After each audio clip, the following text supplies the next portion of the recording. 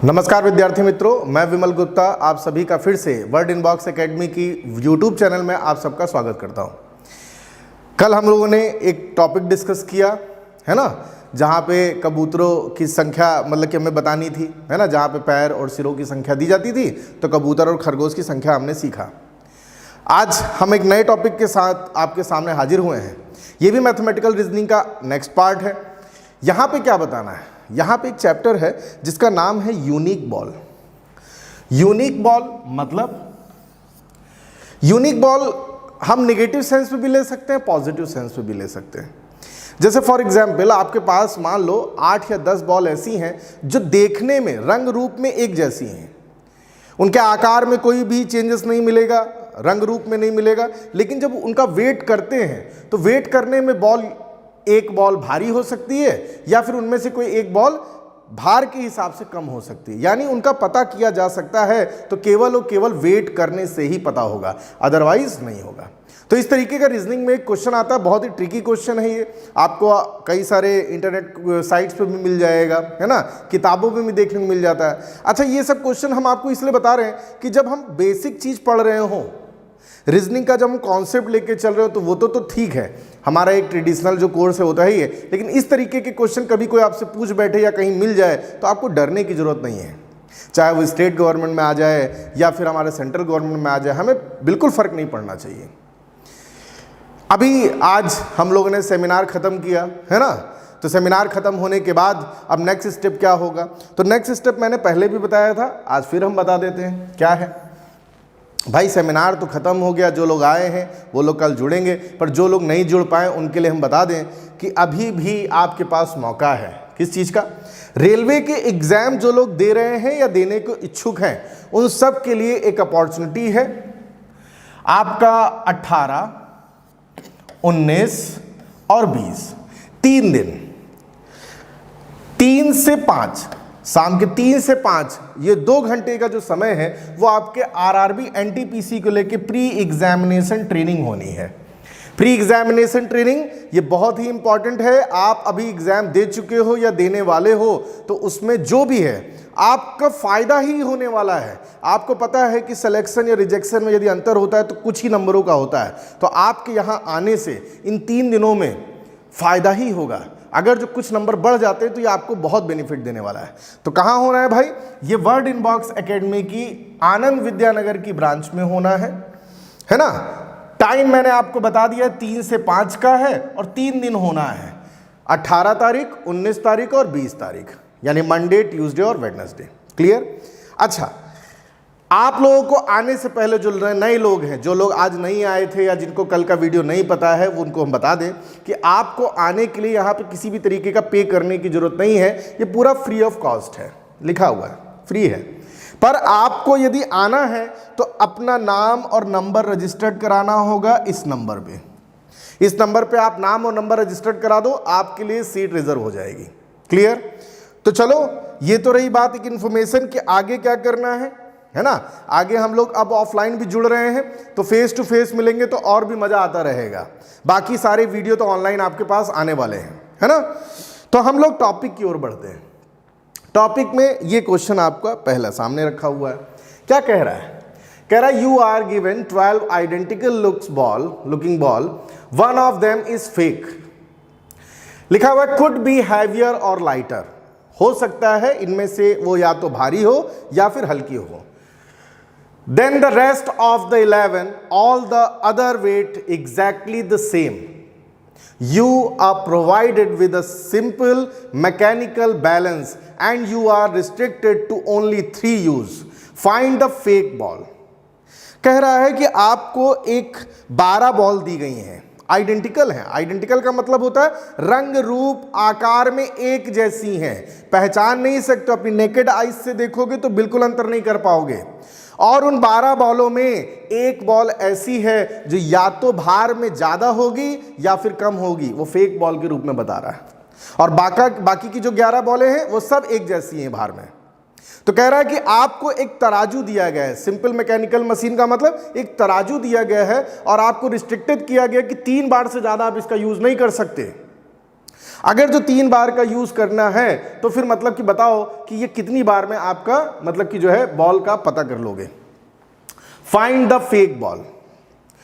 Sorry, यहां पे 3 बार restricted नहीं होना चाहिए क्योंकि आपको ऑप्शन में दिया हुआ है कि आप कितनी बार कर सकते हो, ठीक है ना।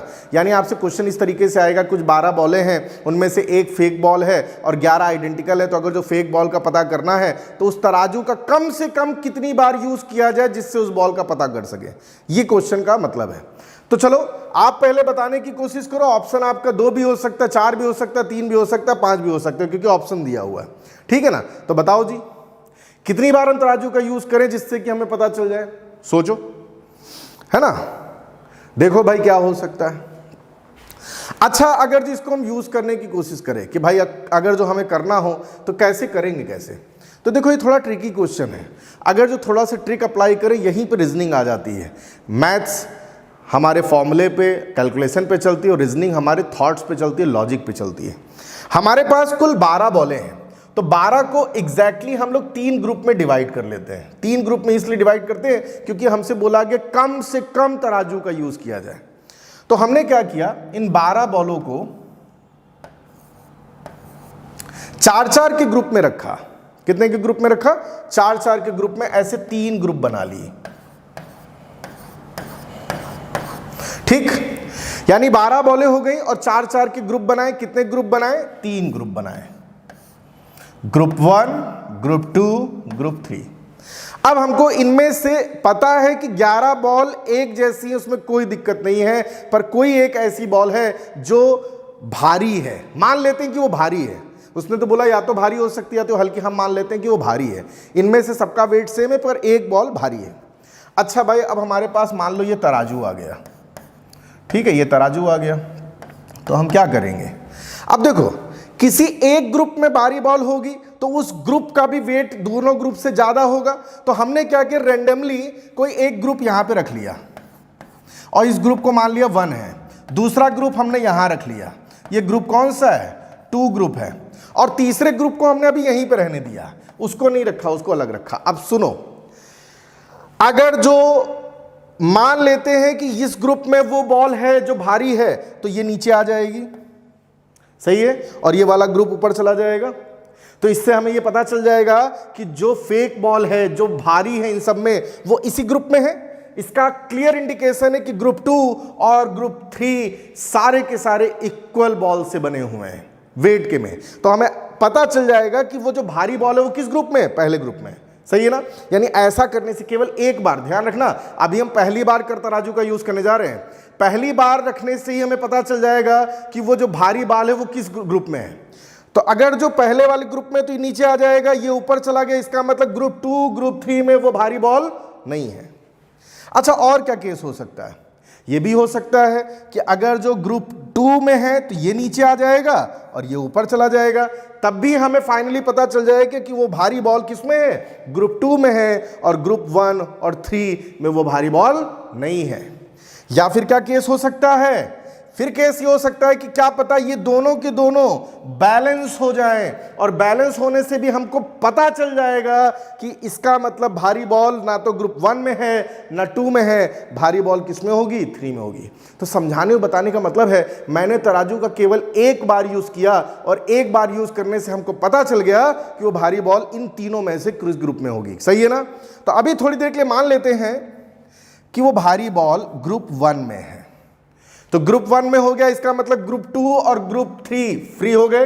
तो अब हम इनमें से इनको हटा देते हैं, ग्रुप 2 को भी हमने यहीं पे रख लिया, सही है, पर अभी हमारे पास ग्रुप 1 यहां लटका हुआ है। अब क्या करेंगे, अब हमको दोबारा यूज करना है। तो अब हम क्या करेंगे, इस ग्रुप में जो 4 बॉलें हैं उनके हम 2-2 के जोड़े बना लेंगे।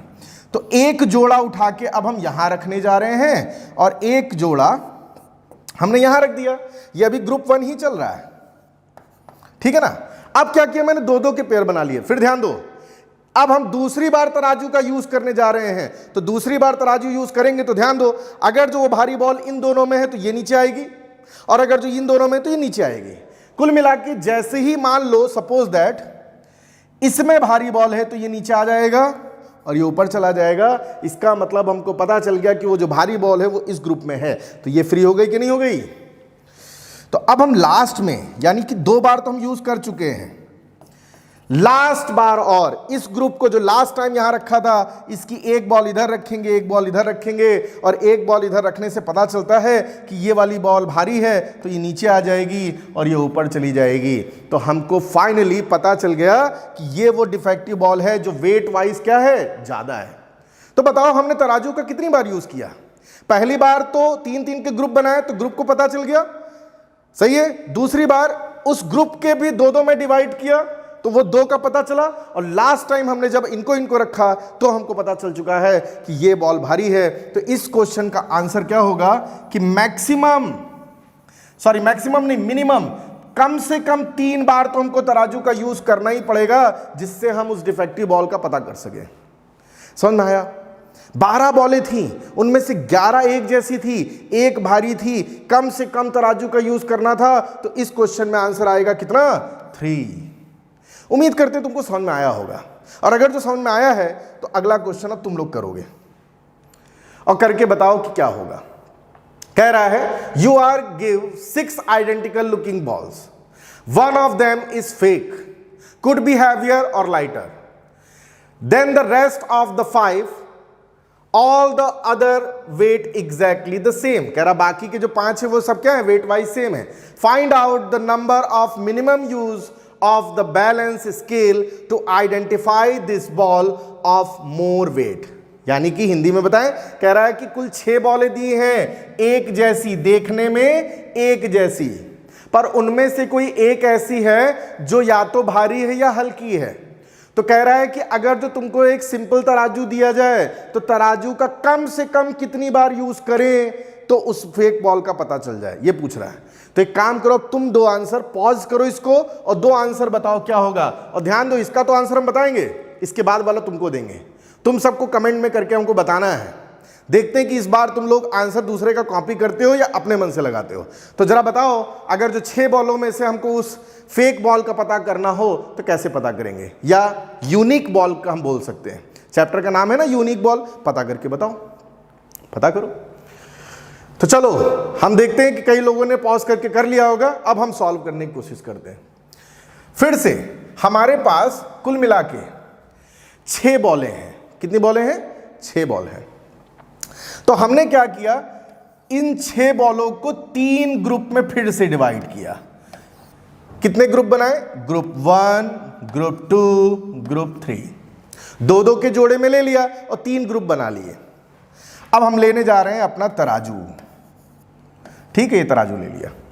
हमें पता है कि जो भारी बॉल है कोई एक है, वो एक किसी ग्रुप में है। तो फिर से हमने क्या किया, ग्रुप 1 को यहां रख लिया और ग्रुप 2 को यहां रख लिया और ग्रुप 3 को अभी हमने साइड में रखा रहने दिया। अब जरा बताओ, मान लेते हैं कि अगर जो ग्रुप 1 ऐसा वो ग्रुप है जिसमें वो भारी बॉल है, तो ये क्या हो जाएगा, नीचे आ जाएगा।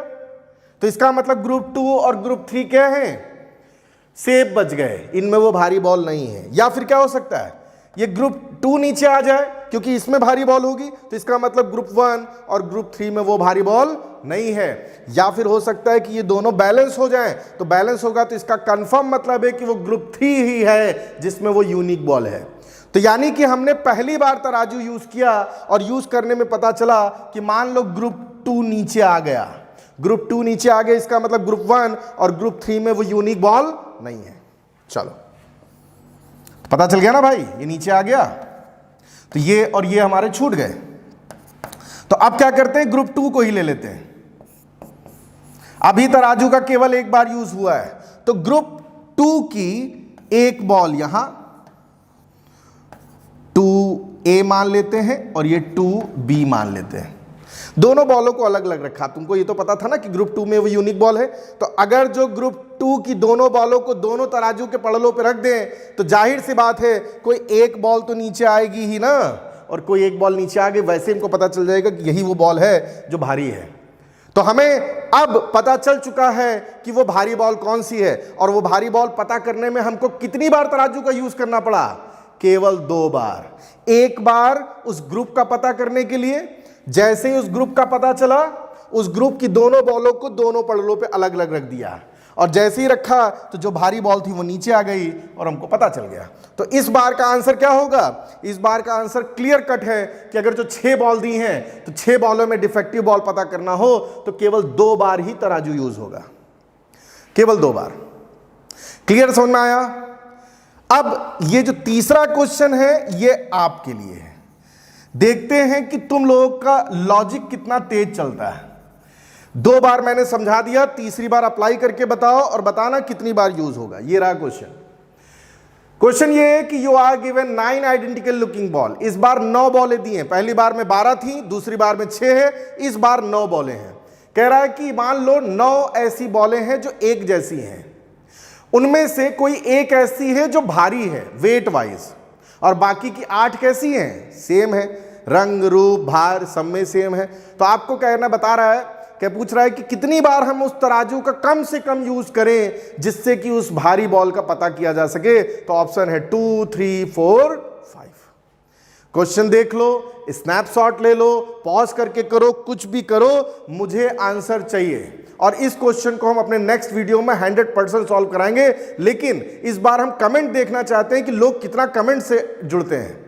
देखो, वीडियो देखना ही जरूरी नहीं होता है, अगर जो आप उससे जुड़ोगे, अपने कमेंट दोगे, तो मुझे लगेगा कि हाँ लोग सीख रहे हैं, मेरा उत्साह बढ़ेगा। तो आप अपना आंसर जरूर दो, हम आपके कमेंट में ही रिप्लाई करने की कोशिश करेंगे। और बाई चांस अगर मेरे पास समय का अभाव है तो हम 100% आपका आंसर नेक्स्ट वीडियो में बता देंगे। ठीक है, आपका नाम भी लेंगे अगर जो आपका आंसर सही आ रहा है तो। चलो, तो हम लोग यहीं पे इस वीडियो को खत्म करते हैं। नेक्स्ट वीडियो में नेक्स्ट चैप्टर के साथ आएंगे। तो आप ध्यान से समझो कि आपको क्या करना है कि इस चैप्टर को, इस क्वेश्चन को देखना है, करना है, नेक्स्ट वीडियो में लेंगे।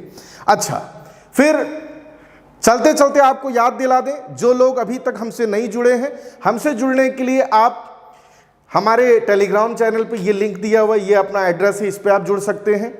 इसी एड्रेस के साथ फेसबुक भी है जिसको आप लाइक कर सकते हो, इससे आपको नए नए वीडियो और देखने को मिलेंगे। और किसी भी तरीके की कोई समस्या है तो इस नंबर पे आप कॉल करके हमसे डायरेक्टली पूछ सकते हो। ठीक है ना? तो तब तक के लिए नमस्कार।